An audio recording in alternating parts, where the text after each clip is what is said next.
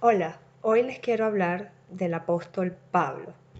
De verdad que la vida de Pablo es, es fascinante y particularmente yo cada vez que lo leo es una nueva enseñanza.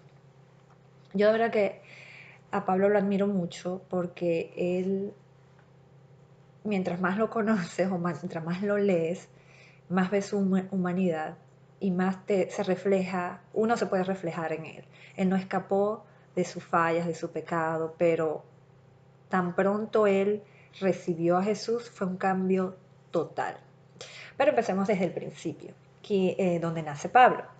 Pablo nace, realmente su nombre original fue Saulo o Saúl de Tarsa, eso era Tarsa de Sicilia, que ahora es Turquía. Pablo crece en una familia, en algunos textos lo dicen que es como de mediana clase, o digna, o sea, una familia pues que le pudo proporcionar educación. Él, de una familia farisea, que a su entrada a su adolescencia, él es enviado a Jerusalén para estudiar la ley mosaica con un gran maestro, Gamaliel.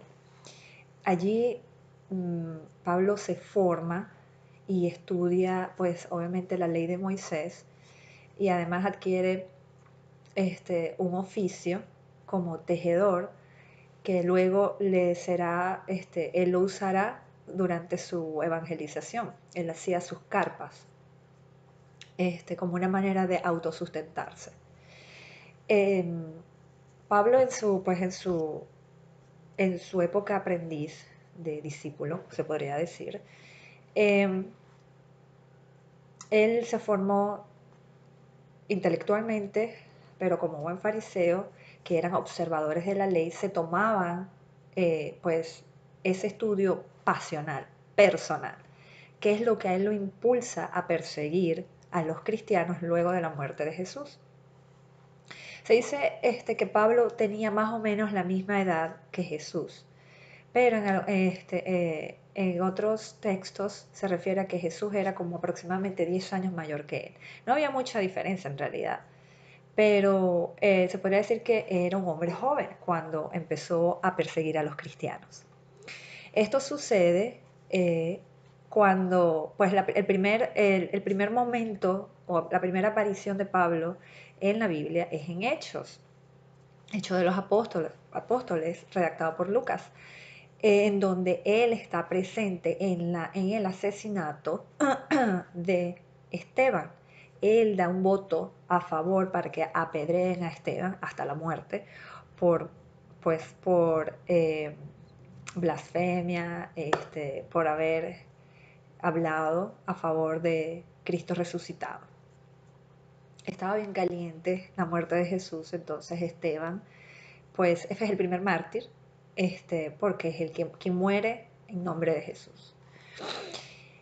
Eh, Luego de esto, Pablo, que era Saulo, en el momento todavía no era Pablo, Saulo se emprende un viaje a Damasco para de verdad darle finiquito a estas comunidades que estaban apoyando el cristianismo, que ponían en riesgo el judaísmo y ponían en riesgo la ley de Moisés, porque cómo es posible que un hombre eh, humilde, hijo de un carpintero, fuese el Hijo de Dios y el Salvador, el Mesías? No era posible. En él, en su intelecto, no cabía esa idea.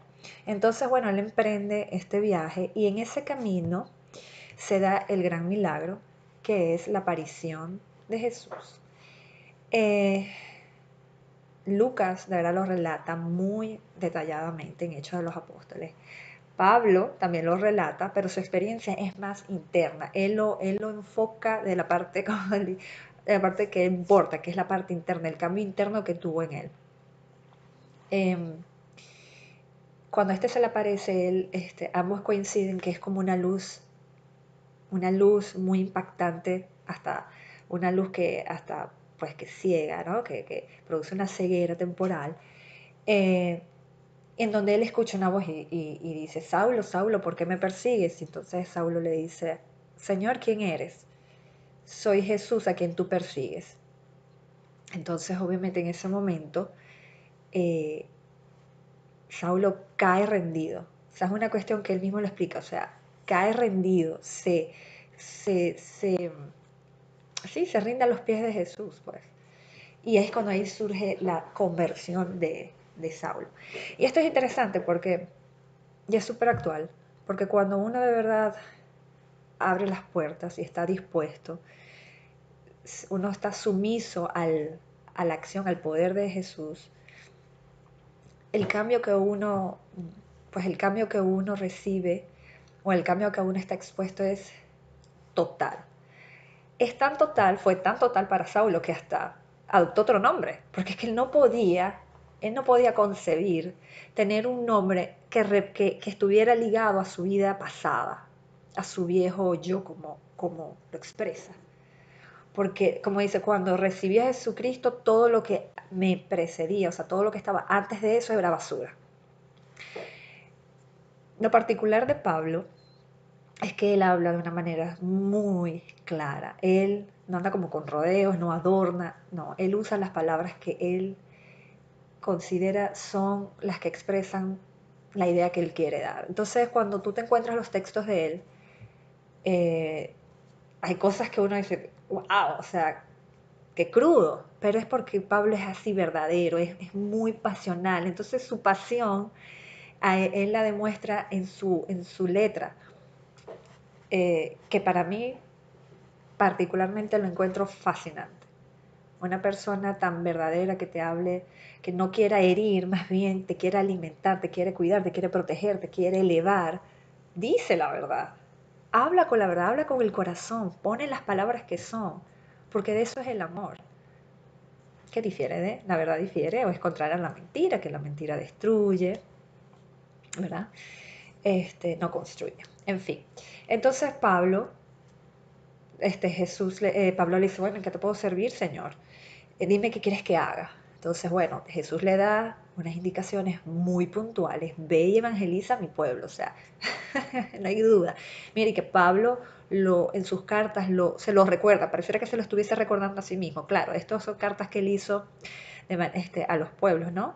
Dirigiéndose a los pueblos, también dando instrucciones de cómo deberían funcionar las cosas. Hay unas cartas que expresan mucha preocupación, mucha tristeza. De verdad que las cartas de él varían y es como él varía como persona, porque a la final es humano. Fue humano como yo, como tú, como todos. Entonces, él, muy obediente, porque eso sí era Pablo, súper obediente, correcto, este, él cumple todo. Le dice, pues, en ese momento él queda ciego y a él se lo llevan a Damasco, donde se encontró con Ananías y pues le puso las manos y él recobró la vista y bueno, allí empezó como que su caminar. Yo estuve leyendo que Pablo, antes de empezar a evangelizar, él estuvo 3 años, pues como en meditación, como pensando bien qué es lo que iba a hacer. Sí, meditación en su nueva tarea. Y luego, pues él empezó a evangelizar. Aproximadamente su evangelización duró 40 años. Yo no me voy a poner a explicarle cada carta o cada libro de Pablo porque de verdad son súper ricas y no se los quiero pues contar. Quiero que ustedes, pues quiero animarlos a que lo lean. Son maravillosas cada una de las cartas. Pero sí, posteriormente quisiera pues puntualmente hablar de cada carta, explicarlo porque de verdad que hay mucha información y es muy constructivo saber de qué se trata cada carta y en qué más o menos en la ubicación pues temporal en la que él la escribió para que tenga algún tipo de sentido. Bueno, como dije, 40 años duró su evangelización. Por supuesto, así como Pablo cobraba o hacía o producía, no sé cómo decirlo, pues seguidores, así hacía enemigos, por supuesto. Eh, Gracias a una aparición que tuvo Pablo, Jesús le dijo que él iba a llegar a Roma. Y esta aparición se dio en un encarcelamiento que él tuvo, porque Pablo sufrió fue perseguido, así como él persiguió, fue perseguido, a él lo encarcelaron, él sufrió, tuvo hasta naufragios, eso están todo en hechos. Eh, Pasó por muchas dificultades, pero él siempre supo a dónde tenía que llegar. Se me pasó decirles que Pablo, además de ser fariseo, era ciudadano romano, precisamente por el lugar donde él nació le daba ese derecho, que para su muerte, él muy inteligente, lo sacó a relucir o lo usó esa carta de su ciudadanía romana. Voy a hacer un paréntesis. Una de las cosas más especiales de Pablo era que cuando él predicaba, él no es que excluía a los judíos. Él más bien buscaba predicarle primero a los judíos en los templos, en aquellas ciudades donde había una estructura, donde había un templo, una sinagoga. Él iba, si era bien recibido, él iba y con mucho gusto él explicaba, porque mire, Pablo era una persona que se le daba la prédica, era un tipo, perdón, era súper, bueno, usando como que el lenguaje coloquial, ¿no? Era un hombre muy imponente, muy sabio, se sabía expresar. Y yo me lo imagino que hasta con su lenguaje corporal él evangelizaba, porque si algo él era muy claro, y eso es muy actual, que o sea, él era, cuando era Saulo, él defendía la ley porque él, como los fariseos, la observaban, la cumplían. O sea, para ellos la salvación era el cumplimiento de la ley. Entonces, él no aceptaba fallas en él. Pero eran leyes, eran preceptos que no venían al caso. Cuando llega Jesús, esa ley cobra otro tipo de significado. No es que se elimina, no, porque hasta Jesús lo dice. No vine a eliminar la ley de Moisés, la vine a mejorar. No sé si estoy parafraseándolo bien. Pero él no, porque Jesús siempre citaba a los profetas, es decir, tomaba en cuenta a Moisés, tomaba en cuenta, y los profetas los profetas tenían también pues venían también de la ley de Moisés. Entonces, Pablo, pues era muy correcto y él no permitía, para él no había doble moral, no había, simplemente doble tintas, o sea, no. En este caso, o es blanco o es negro. Entonces, eh, él se paraba en la sinagoga de una manera muy honesta, yo me lo imagino. Esto es imaginación. Él se paraba muy humildemente, muy honesto y predicaba lo que para él era verdad. Entonces, ¿por qué su personaje es tan importante? Primero, por toda la riqueza intelectual que dejó. Pablo hizo, de los 27 libros que hay en el Nuevo Testamento, Pablo hizo 13, que son cartas. O sea, tiene un peso bastante importante. Su, su, su, su herencia pues académica, no sé, intelectual, de la palabra es vital para la evangelización. Eh, Además, que él, así como con Saulo, como siendo Saulo, él pensaba que defendía una verdad, y eso no escapa de nuestra realidad. Nosotros a veces pensamos que tenemos la razón y peleamos y peleamos y damos, y luego nos damos cuenta que estábamos equivocados. Esa es eso es lo que yo considero que es una de las cosas más bonitas que tiene Pablo. Él, de un antes, de una posición, pues de una actitud donde no acepta, donde no veía los lados, pasó a una donde él aceptó, donde él abrió la mente y sobre todo abrió el corazón para una nueva enseñanza que realmente es la verdadera. ¿Por qué? Porque la vio, fue testigo. Miren, él mismo se autodenomina el único después del único. Y efectivamente es así. Jesús hizo a Pablo apóstol. Es el único que le dijo, mira, tú vas a hacer esto. O sea, qué honor y qué compromiso le dio Jesús a Pablo. Pero es que Dios sabía que Pablo era el único, era el escogido. el único que podía hacer esa tarea, el único que tenía esa capacidad intelectual, esa pasión, ese compromiso, ese amor por defender la verdad. Entonces, por eso le da esa tarea. Y, y ahí es cuando uno dice, bueno, yo tengo los mandamientos, ¿cómo podemos traer eso a la realidad? Nosotros tenemos los mandamientos, no los sabemos a la perfección, pero los cumplimos. Y no es cumplirlo como por obligación, cumplirlos por amor. A un muchacho yo le escuché decir en un grupo de jóvenes, tú robas no porque no deberías, o sea, obviamente sí no deberías, pero yo no robo por amor. Yo no voy a robar por amor. Yo no voy a hacerle daño a alguien por amor. Yo voy a honrar a mis padres por amor. Yo no voy a hacer como, a ver, obviamente voy a amar a Dios sobre todas las cosas por amor. Voy, y a mí como, y al prójimo como a mí mismo por amor voy a hacer eso. Y así, repasando los mandamientos, ese cumplimiento del mandamiento es por amor. Así era Pablo. Pablo cumplía la ley por amor, porque lo creía. Entonces, bueno, volviendo al tema, luego que él evangeliza por 40 años aproximadamente, en esta aparición de Jesús que le dice, tú tienes que ir a Roma, él pasa cualquier tipo de cosas, pero llega a Roma. Llegan unos gobernantes y estos no sabían qué hacer con él, así tipo eh, Poncio Pilatos cuando le manda, cuando no sabe qué hacer con Jesús pues en la pasión, ¿no? Así tenían a Pablo el timbo al tambo. Entonces Pablo, muy inteligentemente, dice, un momento, yo soy ciudadano romano, yo me apelo al César, es decir, al emperador. Entonces, bueno, de verdad que a los gobernadores no le pareció mala idea y enviaron a Pablo a Roma.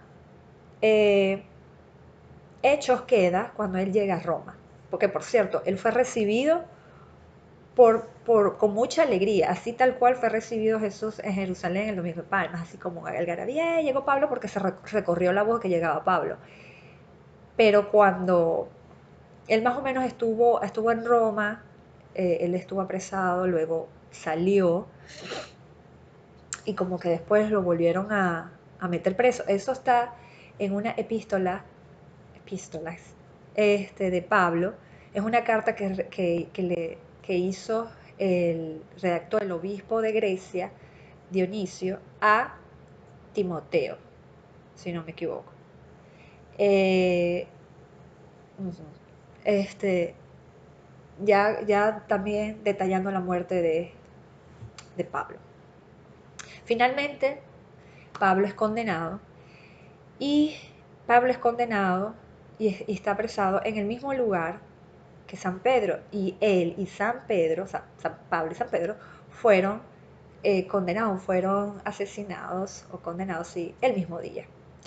Pablo, por ser ciudadano romano, no podía ser crucificado. Esta sentencia solamente era para extranjeros. Pablo era ciudadano romano, entonces fue decapitado. Eh, a mí como me gusta mucho el arte, el arte religioso pone a Pablo como una figura tan importante. Hay una capilla, perdón, hay una cúpula que es la cúpula de la Basílica, yo la tengo acá, de Santa María, ay, ¿qué pasó? De Santa María Maggiore. Yo la vi, yo nunca he ido, no he ido, pero la vi por televisión y es una cúpula hermosísima en donde está Jesús en el centro, ¿verdad? Este Jesús.